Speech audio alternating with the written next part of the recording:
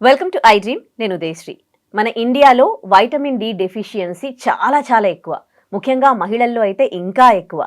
మరి అసలు vitamin D deficiency అంటే మనకి సన్‌కి ఎక్కువగా ప్రొటెక్ట్ కాము. అందుకే వైటమిన్ డి డెఫిషియన్సీ ఉంది అని చాలామంది డాక్టర్స్ చెబుతూ ఉన్నారు. మరి అలాంటి సందర్భాల్లో మరి వైటమిన్ డి డెఫిషియన్సీని ఎట్లా మనము కవర్ చేసుకునేది? ఏం జాగ్రత్తలు తీసుకోవాలి? మనకు తెలియజేయడానికి homeo specialist doctor Chetan Raj ఉన్నారు. మాట్లాడదాం. నమస్తే అండి. Welcome to our studio. నమస్తే మేడం. సో, చాలా కామన్ సమస్య అసలు. 100లో ఒక 70, 80 మెంబర్స్‌కి ఉంటుందేమో. ముఖ్యంగా విమెన్‌లో అయితే చాలా ఎక్కువగా ఉంటుంది వైటమిన్ డి డెఫిషియన్సీ.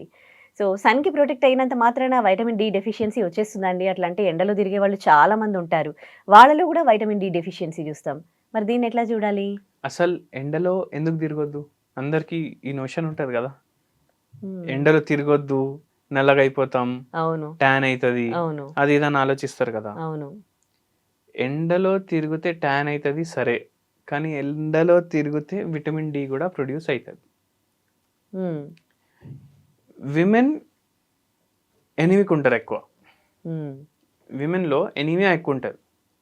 దానివల్ల గూడా వాళ్ళకు విటమిన్ డి డెఫిషియన్సీ రావచ్చు. హుహుహు. మళ్ళీ దాని తర్వాత ఇప్పుడు ఎన్ని కాస్మెటిక్ షాపులున్నాయి. మనం పోతే అమ్మేటోళ్ళు గూడా విమెనే ఉంటారు. సేల్స్ గర్ల్స్ కొనేటోళ్ళు గూడా విమెనే ఉంటారు. హ్మ్. ఇప్పుడు వచ్చిన సమ్మర్ అంటే అరెరెరే! సన్ స్క్రీన్ ఆర్డర్ చెయ్యి, సన్ స్క్రీన్ ఆర్డర్ చెయ్యి. హ్మ్. 45, 70, 75 దాంట్లో ఎంత హ్మ్. పెద్ద నంబర్ ఉంటే అది తీసుకుంటారు. అవును. ఎస్‌పీఎఫ్. అది హ్మ్. అప్లై చేస్తారు. అప్లై చేసినంక ఎండలో పోతే విటమిన్ డి బాడీ ప్రొడ్యూస్ చేయదు. అంటే సన్ స్క్రీన్ రాయొద్దంటున్నారా మీరు? సన్ స్క్రీన్ ఒకవేళ అంత అవసరం ఉండే దేవుడే మనకు ప్రొడ్యూస్ చేసినట్టు చేసి పంపిస్తుండే గదా! జంతువుల్లో గూడా ప్రొడ్యూస్ అయితుండే గదా! మరి నిజంగానే ట్యాన్ అయిపోతారు గదా! స్కిన్ అంతా. అచ్చా ట్యాన్ అయితే ఏమైతది? కొంతమందికి అలర్జీ గూడా వచ్చేస్తది సన్‌కి ప్రొడ్యూస్ అది అయితే. వేరే విషయం. ఇప్పుడు మొత్తం సన్ బర్న్స్ వస్తున్నాయి. అది సరే ఎంతమంది లక్షల్లో ఎవరికో వస్తది. హ్మ్. మనకు ఏమంటారు? ఇప్పుడు ఫర్ సింపుల్ మనకు ఫెయిర్ స్కిన్‌కి ఒకటి ఇదుంటది. ఇప్పుడు ఎవరిదైనా పెళ్లి బయోడేటా వస్తే గూడా కలర్ ఫెయిర్ అనే ఉంటది. వాని హ్మ్. కలర్ ఏమున్నా ఫెయిరే ఉంటది. అవును. అయితే మనం సినిమాలు చూడండి మీరు. సినిమాల్లో గూడా ఏదైతే ఫీమేల్ లీడ్ యాక్టర్స్ ఉంటారు గదా! వాళ్ళ కలర్ అందరూ ఫెయిరే ఉంటారు. అవును. రియల్‌లో ఎవరికి ఎంత ఫెయిర్‌నెస్ ఉంటది మీరు చెప్పండి? ఎవరికో ఒకరికి. అవును. కానీ ఇప్పుడు ఫెయిర్‌నెస్‌ని ఒక లగ్జరీ ఇట్లా ఒక ఐటెమ్ లాగా చేసేసినాం మనం. అవును. అయితే అది చేయడం వల్ల అందరూ సన్ స్క్రీన్‌లు రాసుకోవడం, నైట్ హ్మ్. గూడా సన్ స్క్రీన్ రాసుకొని తిరిగేటోళ్ళున్నారు. ఎందుకు? హ్మ్. ఏం అవసరం మనకు అవసరం లేదు. విటమిన్ డి ప్రొడ్యూస్ గాదు. విటమిన్ డి ప్రొడ్యూస్ అవ్వకపోతే బోన్‌లు వీక్ అయితాయి. బోన్స్ వీక్ అయితే ఆస్టియోపీనియా అయితది. సరే అందరూ బోన్సే అనుకుంటారు గదా! నార్వే అనేది ఒక దేశం ఉంది. హ్మ్. మొత్తం నార్త్ పోల్ దగ్గర ఉంటది. హ్మ్. అక్కడ ఎండ వచ్చేటిదే తక్కువ. హ్మ్. చాలా తక్కువ. అయితే ఎండ వచ్చేటిది తక్కువ అనేసి వాళ్ళకు జనాలకి విటమిన్ డి డెఫిషియన్సీ చాలా మందికి ఉంటది. హ్మ్. మళ్ళీ దాని తర్వాత ఏందంటే వాళ్ళకు యాంగ్జైటీ స్టార్ట్ అయితది. వాళ్ళకి డిప్రెషన్ స్టార్ట్ అయితది. హ్మ్. మూడ్ స్వింగ్స్ అయితాయి. ఎందుకు? ఒక విటమిన్ డి డెఫిషియన్సీ వల్ల. మళ్ళీ అదే గాకుండా నరాల నొప్పులు, చేతులు లాగడం, కాళ్ళు లాగడం, నీరసంగా ఉండడం, ఏం పని చేసే చేతబుద్ధి అవ్వకపోవడం. హ్మ్. ఇప్పుడు ఏంది విటమిన్ డి డెఫిషియన్సీ ఉంది. ఇప్పుడు నాకే ఉంది. అబ్బా! ఇప్పుడు వీడియో చేయాలనా అని అనిపిస్తది. హ్మ్. అంటే చిన్న చిన్న వాటిల్లో మనకు కనిపిస్తది. ఓకే. ఇప్పుడెవరో డోర్ బెల్ రింగ్ చేస్తాడు. అబ్బా! ఇప్పుడు లేసి ఓపెన్ చేయాలనా డోరు? ఉంటాడు. పోతే పోతాడు. ఒకసారి ఇంకోసారి గంటి కొట్టి ఎళ్ళిపోతాడు. అంత అర్జెన్సీ ఉంటే లేజినెస్ కొడతనే ఉంటాడు. వచ్చేస్తదనమాట. ఆ! ఏది పని చేయబుద్ధి చేయబుద్ధి కాదు. గాదు. నిద్ర సరిగా రాదు. హ్మ్. నిద్ర నుంచి మేల్కున్న తర్వాత గూడా నీరసంగా అనిపిస్తది. అంటే ఇప్పుడు హ్మ్. మనం నిద్రకెళ్ళి లేస్తే మనకెట్లా ఫ్రెష్‌గా అనిపియాలి? హ్మ్. అట్లా అనిపియదు. నీరసంగా అనిపిస్తది.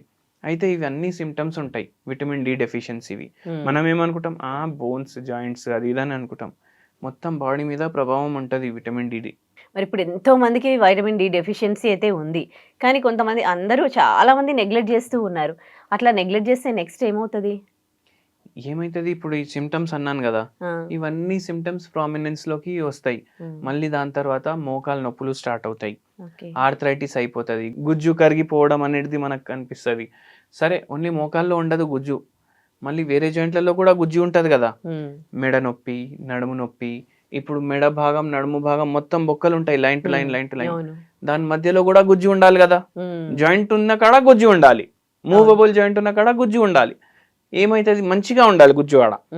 అది మళ్ళీ దాంట్లో కూడా ప్రాబ్లం అవ్వడం, బొక్కల్లో ఆస్టియోపోరోసిస్ అవ్వడం, అంటే పౌడర్ లాగా తయారవ్వడం కొద్దిగా అక్కడ, ఇవన్నీ సిమ్టమ్స్ అయితే. మళ్ళీ వంగిపోవడం, మళ్ళీ దాని తర్వాత విమెన్లో అయితే మెన్స్ట్రల్ సైకిల్ కూడా ఎఫెక్ట్ అవ్వడం, విటమిన్ డి డెఫిషియన్సీ వల్ల నీరసంగా ఉండడం, అసలు పని చేయకపోవడం, నిద్ర సరిగా ఉండకపోవడం. ఇప్పుడు ఎట్లయిపోతాయి అంటే మూడ్ స్వింగ్స్, ఇప్పుడే మంచిగా మాట్లాడతారు, అప్పుడే కోపం తెచ్చేసి మాట్లాడతారు, అది కూడా అవుతుంది. అది పెరుగుతూనే ఉంటది.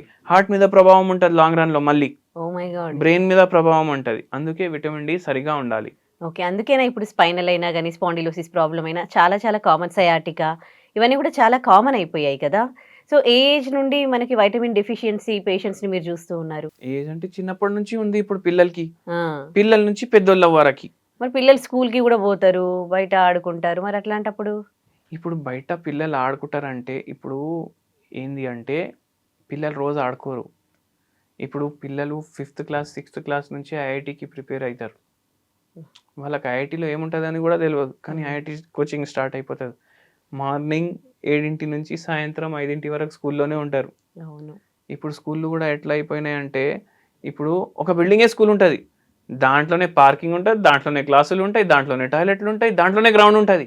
బిల్డింగ్ లోపల గ్రౌండ్ ఉంటుంది, బయటికి వెళ్ళడానికి ఉండదు. సన్కి సెల్లార్లో ఆడుకోండి అనేసి వదిలేస్తారు కింద పార్కింగ్ లో. ఏడైతుంది, సన్కి ఎక్స్పోజర్ లేదు. అందుకే పిల్లలకి చాలా ఇదైతుంది. ఇప్పుడు ఎవరు ఎక్స్ట్రా కరిక్యులర్ యాక్టివిటీస్కి ఎక్కువ ఇది చేస్తలేరు.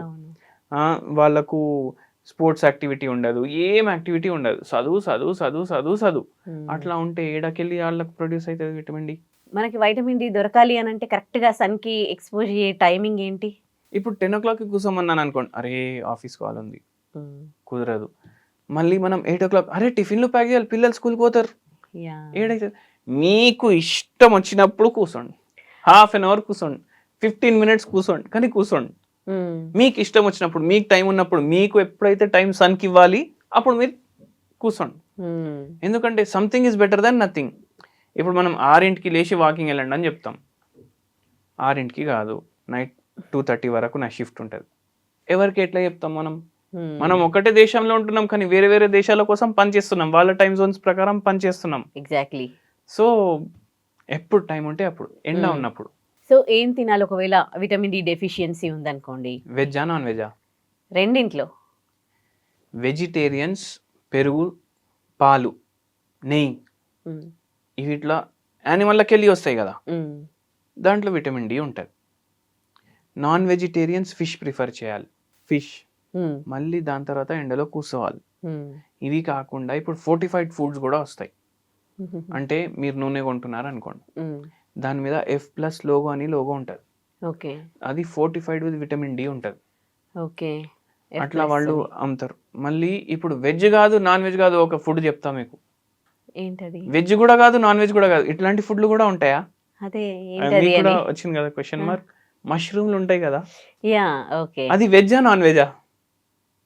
వెజ్ అని కన్సిడర్ చేస్తారు, మన ఇష్టం కన్సిడర్. కొందరు మష్రూమ్లు తినరు, ఎందుకంటే అది యానిమల్ కింగ్డమ్ లో రాదు, ప్లాంట్ కింగ్డమ్ లో రాదు, అది ఫంగై. అది fungi are more primitive than plants.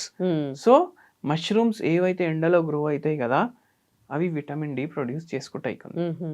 అది మీరు రెగ్యులర్లీ డైట్ లో ఇంక్లూడ్ చేయండి.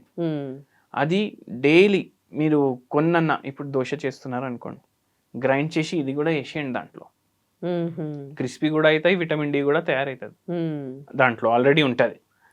అట్లా మళ్ళీ దాని తర్వాత దీని కర్రీ వీక్లీ ఒక 1-2 times. మరీ డీప్ ఫ్రై చేయొద్దు, నార్మల్ సాటే చేయాలి. మళ్ళీ దాని మీద మీరు కారం, మళ్ళీ మిరియాల పొడి, ఇవన్నీ వేసుకొని కొంచెం ఉప్పు వేసుకొని రెగ్యులర్గా ప్రిఫర్ చేయండి. Thank you so much doctor, vitamin D డెఫిషియన్సీకి మీరు సలహాలు సూచనలు ఇచ్చినందుకు. Thank you so much.